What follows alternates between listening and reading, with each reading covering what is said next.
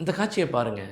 الذين آمنوا وعملوا الصالحات طوبى لهم وحسن مآب كذلك أرسلناك في أمة قد خلت من قبلها أمم لتتلو عليهم الذي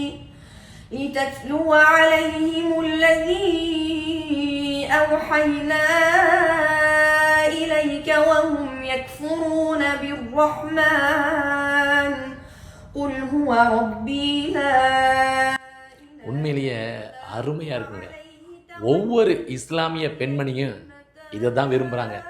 ஒவ்வொரு குழந்தைக்கும் நம்ம தாலாட்டு பாடும்போது இது போன்ற இறைவனுடைய வசனங்களை, இறைவனுடைய வார்த்தைகளை தாலாட்டாக பாடும் பொழுது அந்த குழந்தைக்கு மகிழ்ச்சி, அந்த குழந்தையுடைய உள்ளத்துக்கு மகிழ்ச்சி, நமக்கும் மகிழ்ச்சி, இறைவன் நன்மையும் வழங்குவான்.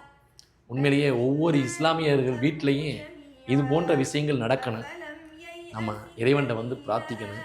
உண்மையிலேயே எல்லாத்திற்கும் இது போன்ற அறிவையும் ஞானத்தையும் கொடுக்கணும்னு சொல்லிட்டு இறைவன்கிட்ட நான் பிரார்த்திக்கிறேன். நீங்களும் இறைவன்கிட்ட பிரார்த்திங்க. உண்மையிலேயே இந்த சகோதரிக்கு என்னுடைய வாழ்த்துக்கள்.